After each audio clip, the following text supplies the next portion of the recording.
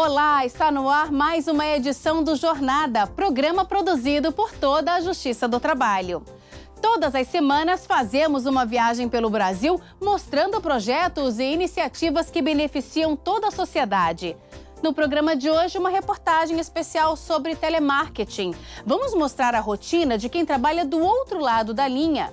Com muitas cobranças, os direitos desses trabalhadores são muitas vezes desrespeitados.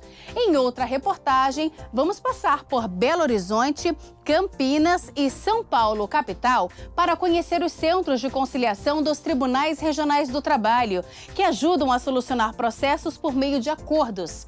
Em Barueri, São Paulo, novo fórum traz mais comodidade para aqueles que procuram a justiça. E no quadro Trabalha Brasil, direto de Luiz Correia, no litoral do Piauí, a rotina de um professor de kitesurf. Tudo isso e muito mais, o nosso Jornada começa agora.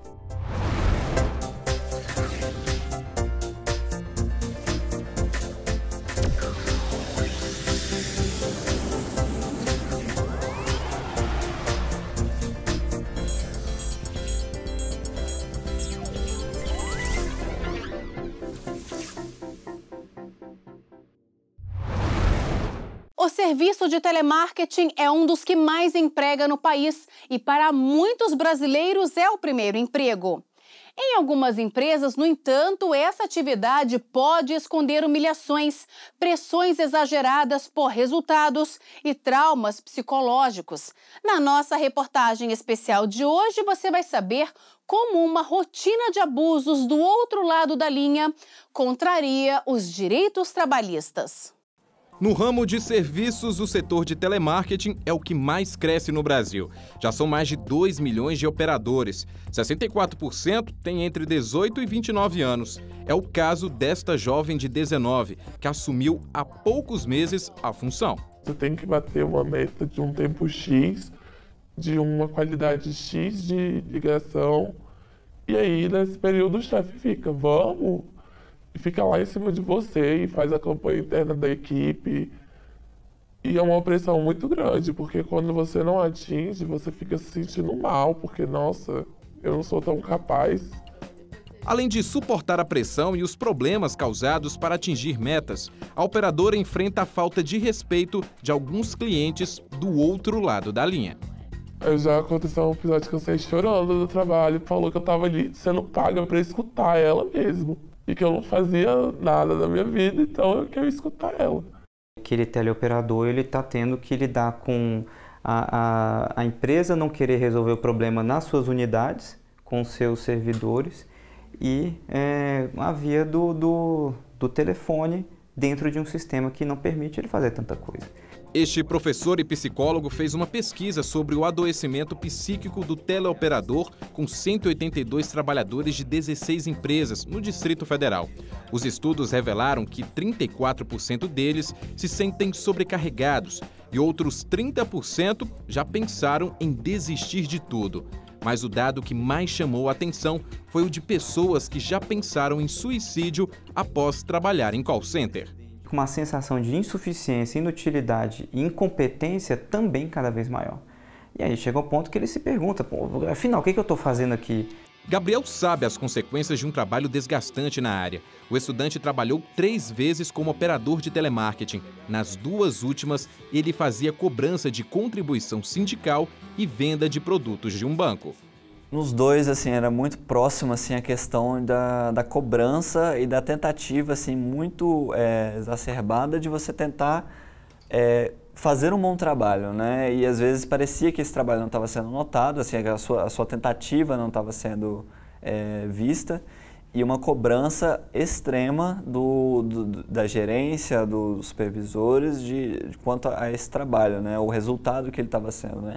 A postura dos chefes sempre era a mesma. Gritar muitas vezes era bastante até comum. Desqualificar era comuníssimo, né? Era muito comum realmente você desqualificar a pessoa, desqualificar o trabalho. Em Palmas, Tocantins, uma empresa foi obrigada a pagar R$15 mil a uma empregada por controlar o tempo e a quantidade de vezes que ela ia ao banheiro durante o expediente.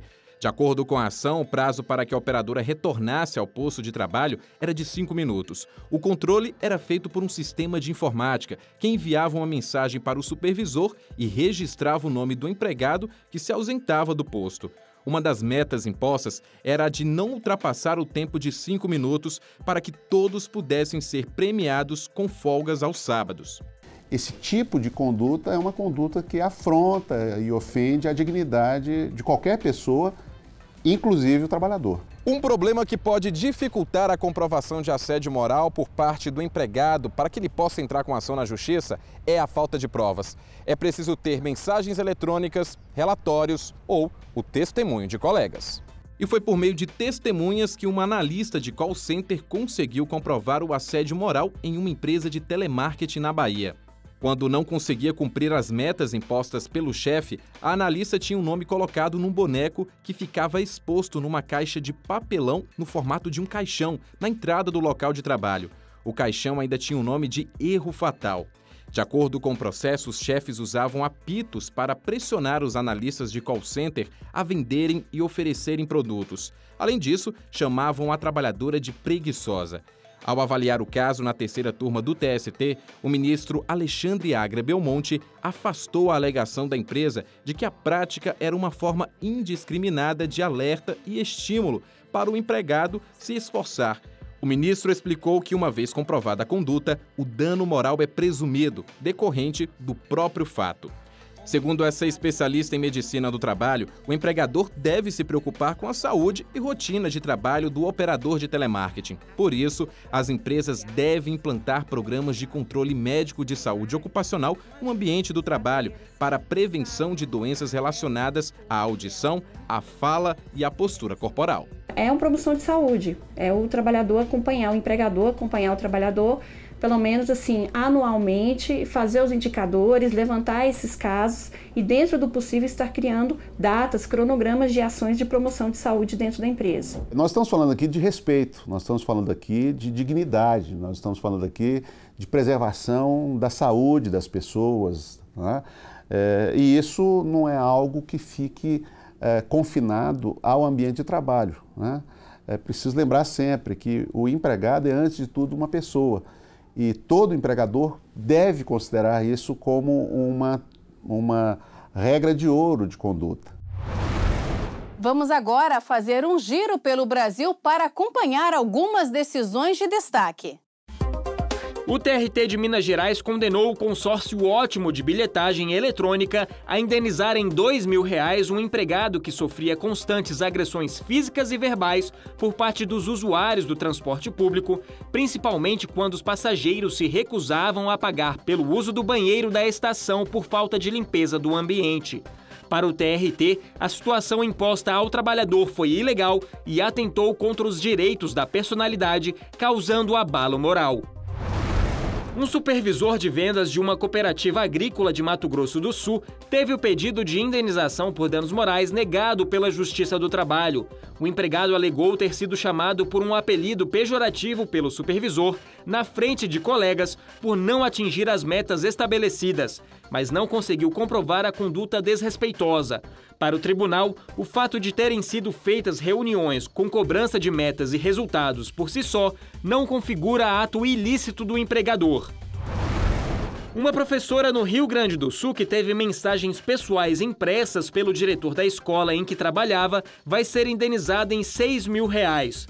O chefe alegou que, ao ver as conversas em um computador da escola, imprimiu as correspondências para utilizar como prova de que a professora estaria negligenciando suas tarefas. Mas, para o TRT, a atitude do superior foi excessiva e atingiu a intimidade da trabalhadora. A rede de ensino pode recorrer da decisão. Daqui a pouco, vamos conhecer os centros de conciliação dos tribunais regionais do trabalho que ajudam a solucionar conflitos por meio de acordos. E ainda hoje, no quadro Trabalha Brasil, a rotina de um professor de kitesurf. Nós voltamos em instantes.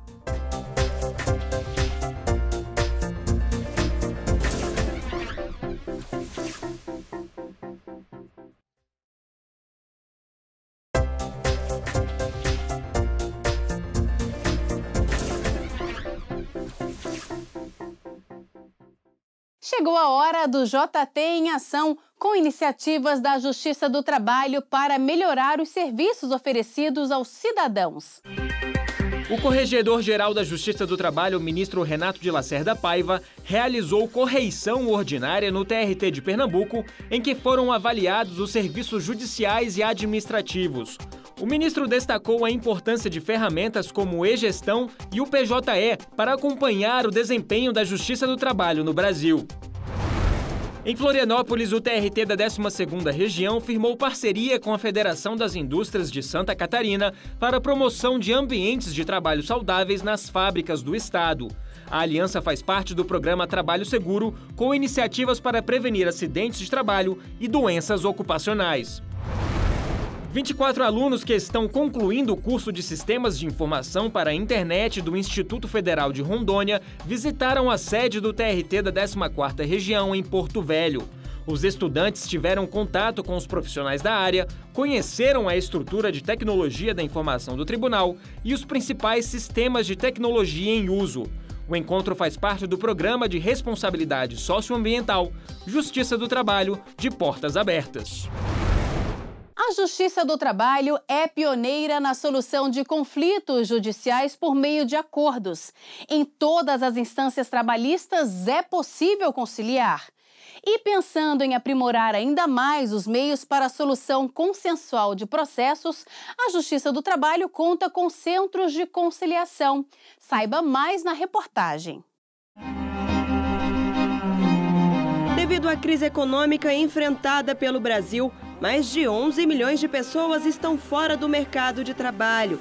Parte delas ficou sem ocupação e sem as verbas trabalhistas referentes ao último emprego, o que tem grande impacto no número de ações que chegam à Justiça do Trabalho. Até 2014, a média de reclamações trabalhistas era de 2 milhões por ano.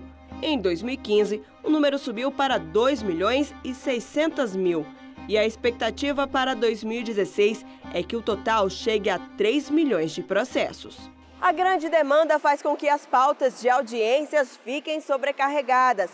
Para aquele que procura a justiça, há 2 caminhos: buscar uma solução mais rápida por meio da conciliação ou aguardar o curso normal do processo, que pode levar anos tramitando nos tribunais. Pioneira na solução de conflitos por meio de acordos, a Justiça do Trabalho estimula a conciliação em todas as etapas do processo. Alguns TRTs possuem centros de conciliação voltados especificamente para as negociações, com estrutura adequada e equipe treinada para a pacificação dos conflitos. Faz parte do fluxo do procedimento a passagem, o encaminhamento e envio do processo ao centro. Por exemplo, esse é o modelo da 18ª Região. Na 18ª Região, o centro de conciliação que funciona em Goiânia, no Fórum Trabalhista de Goiânia, esse centro, na verdade, é um grande realizador de audiências iniciais. Todas as audiências iniciais, ou seja, a primeira audiência do processo na qual se apresenta a defesa e tenta a conciliação, elas não ocorrem no ambiente das varas do trabalho, elas ocorrem no centro de conciliação. E aí nós temos uma audiência qualificada e esse é um aspecto importante. Os TRTs de São Paulo, Minas Gerais, Bahia, Paraná, Distrito Federal e Tocantins, Amazonas e Roraima, Paraíba, Campinas e Goiás já realizam conciliações em centros criados especialmente para esse fim. Em alguns casos, há uma sala de conciliação ao lado da sala de audiência. Em outros, existe um local com várias mesas onde ocorrem negociações simultâneas. Tudo é realizado por meio de um conciliador ou mediador, com a supervisão de um magistrado. São tribunais que estão bem avançados e tem pesquisas qualitativas, inclusive junto ao jurisdicionado, advogados e partes, com resultados assim espetaculares em termos de satisfação de atendimento do jurisdicionado. São experiências extremamente positivas, não apenas do ponto de vista da pacificação social, que é o objetivo maior da conciliação, mas acima de tudo da prestação jurisdicional. O TRT da 2ª Região, na capital paulista, conta com 3 centros judiciários de solução de conflitos. São eles o Sejusc Sede, Leste e Sul. Todos são coordenados por desembargadores e realizam diversas conciliações por semana. em cada sala de audiência, nós temos uma sala de conciliação anexa. É um espaço conciliatório dissociado do juiz julgador, dissociado do juiz que vai obter provas. É um espaço em que o conciliador terá liberdade de conversar com as partes, de conversar com o advogado, de esclarecer o que está acontecendo, o que pode vir a acontecer naquele processo, sem o medo. O importante é que as partes se sintam em espírito de conciliar. O TRT da 15ª Região em Campinas conta com um centro integrado de conciliação de segundo grau, além dos centros nas varas de trabalho. Na sede do TRT há uma sala de espera, além de 6 mesas de mediação. Os centros funcionam às terças e quintas-feiras. São realizadas 400 audiências por mês. Atualmente, cerca de 50 empresas participam dessas conciliações, na tentativa de resolver diversos processos trabalhistas. Começamos, então, a aprimorar esse processo, chamando essas empresas, né? O SIC já estava lá montado com 6 mesas operacionais, uma mesa de apoio, os mediadores sendo formados, e a gente, então, começou a ter essas listas que as empresas são as responsáveis de mandar. Elas detectam esse passivo e acabam nos disponibilizando para que a gente possa conciliar nesse local apropriado. O Centro de Conciliação de Segundo Grau do TRT de Campinas funciona há pouco mais de um ano com ótimos resultados. Em 2015, foram pagos quase 116 milhões de reais em acordos. Até o início de maio deste ano, quase 70 milhões de reais foram repassados às partes que tinham dinheiro a receber. E na semana de conciliação, que será realizada entre os dias 13 e 17 de junho, o TRT da 15ª Região espera intensificar as conciliações. As empresas já estão mandando listas extras, que a gente já fez aí um chamado geral, né, de toda essa parceria com as empresas. Olha, essa semana nós temos que realmente tentar, e muitas até aderem de bom grado, porque elas ficam esperando os processos entrar em pauta. Então a gente já aproveita e já antecipa, porque em vez de 2 dias por semana a gente fará 5. E não para por aí. A criação de novos centros de conciliação em todo o país, com funcionamento permanente, é prioridade para a Justiça do Trabalho. Nós vamos apresentar aos presidentes dos tribunais, que seriam aí os grandes vetores de disseminação dessa ideia, vamos apresentar um manual de como implantar um centro de conciliação e uma central de atendimento e tira dúvidas com o apoio daqueles magistrados que já conduzem essa experiência. No próximo bloco, vamos conhecer a nova sede do Fórum de Barueri, na região metropolitana de São Paulo. E no quadro Trabalha Brasil, o cotidiano de um instrutor de kitesurf de Luiz Correia, no Piauí. Nós voltamos daqui a pouco. O TRT de Mato Grosso lançou a série Todo Trabalhador Precisa Saber, com informações sobre os direitos trabalhistas. Quer saber mais? Acesse facebook.com/TRT Mato Grosso.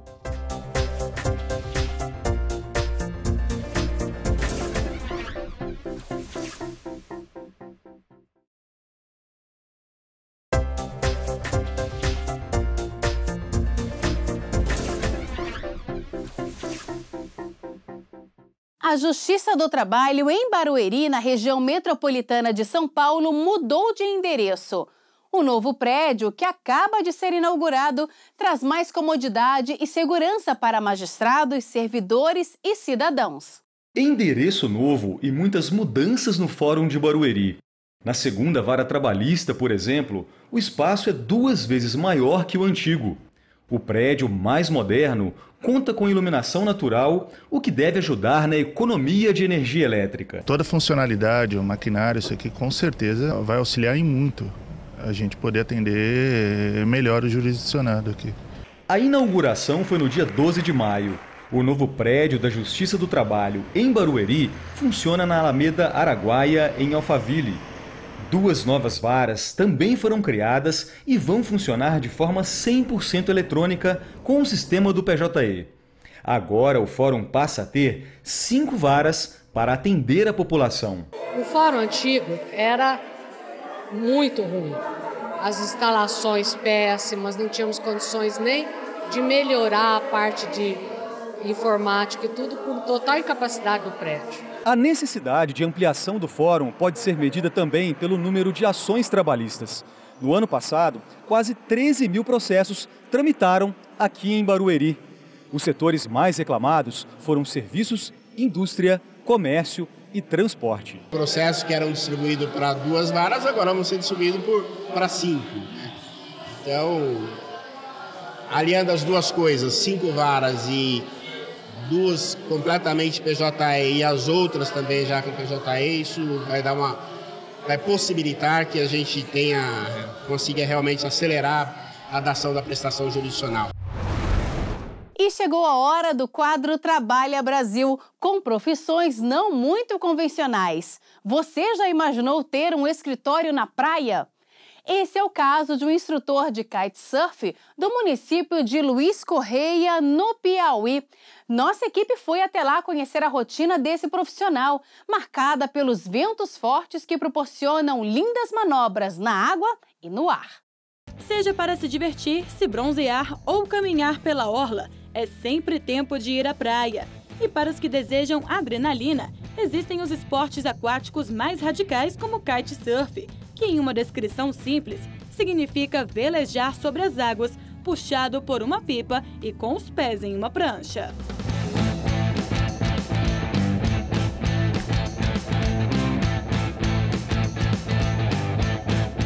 O esporte foi criado em 1985 e ficou popularmente conhecido em meados da década de 1990. Desde então, vem chamando a atenção de todos e até se tornou fonte de renda de muita gente que trabalha como um instrutor de kitesurf. Nossa equipe veio até a praia do Macapá, localizada no município Luiz Correia, a 380 quilômetros de Teresina. A região é conhecida pelos fortes ventos e está no circuito nacional da modalidade. Aqui vive o Marcos, mais conhecido como Poli. Ele, que é um surfista por hobby e apaixonado pela natureza, se identificou com o kitesurf justamente por estar ligado ao mar e desde 2009 trabalha com isso. Ensina pessoas a praticarem o esporte. Eu me identificava muito com o kite por conta que eu já vinha daquela herança do surf. Na minha adolescência, de ir para a praia com os amigos. E então, quando o kite apareceu aqui na nossa região e a gente viu que realmente era um esporte que era elitizado e tinha um crescimento impressionante, entendeu? Em todas as praias do Ceará, do Piauí e do Maranhão. Então foi quando eu entrei mesmo de cabeça a virar um instrutor, procurar me certificar e criar um padrão, uma aula com segurança. Com o tempo, ele decidiu explorar os estados vizinhos, do Ceará ao Maranhão, na companhia de alunos e também de turistas. A gente vê também a disponibilidade de dias que eles têm para poder traçar um roteiro onde a gente tenha as pernoites de estrutura, com pousadas, restaurantes e o apoio de carro também. É fundamental que tenha nessas viagens o apoio tanto na água como na terra. Ou seja, a gente tem que ter uma equipe que conheça bem os lugares da região para que a gente possa proporcionar esse tipo de viagem a esse tipo de turismo que vem crescendo nessa nossa região aqui. Para poder velejar com o kitesurf, são necessárias 10 horas de curso com o instrutor. Primeiro são realizadas as aulas teóricas e depois as práticas. Por dia, Poli consegue atender em média 3 alunos separadamente. Essas 10 horas variam entre 1h30 a 2 por dia. É o básico para você ter já a habilidade para poder praticar só, sendo que sobre nossa observação. Até então, pessoas que têm um pouco de idade a mais, acima dos 50 anos, ou são muito pesadas, normalmente elas têm um tempo a mais para poder aprender. Antes de praticar o esporte, é preciso conhecer bem os equipamentos. Bom, a gente precisa de um equipamento, no caso são 3 itens, né? Que é a pipa, que a gente mais conhecidamente é falada, né? Popularmente, mas no caso é um velame, a gente varia de tamanho de acordo com a proporção do vento.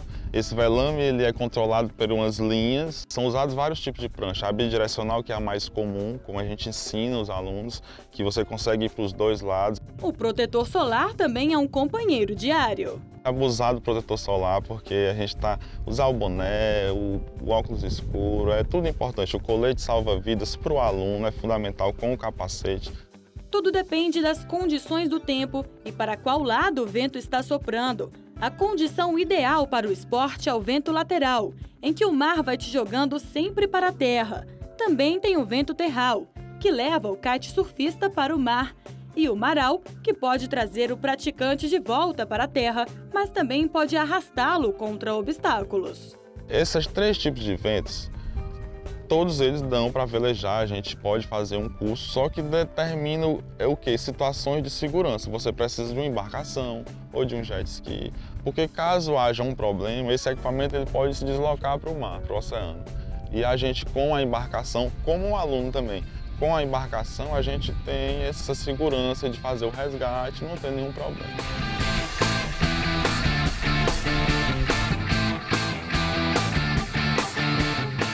Com o escritório na praia, Poli também aproveita os horários vagos para realizar alguns desafios pessoais. Ele veleja com o kitesurf pelas praias vizinhas. Alguns momentos são inesquecíveis. Eu já tive o prazer de velejar com golfinhos me acompanhando. Já vi outros peixes diferentes que você vê e fica meio que assustado, com medo, mas depois vê que, pô, já familiarizou, né? Ele está sempre ali. Você sempre passa e vê tartarugas, arraias. Eu acho que você vê esses animais e o kite você está sempre sozinho, nunca... Dono do próprio negócio, Poli pretende continuar com o kitesurf para o resto da vida, seja ensinando na prática ou até dando palestras sobre as experiências vividas. Quero ter o prazer ainda de estar ali ensinando, talvez passando minha experiência para pequenos velejadores ou fazendo palestras, entendeu? A gente já faz parte da Associação Piauiense de Kite Brasileira, então eu vou estar sempre nesse meio, em qualquer que for a área, eu vou estar sempre querendo estar ali, olhando, entendeu? E observando tudo.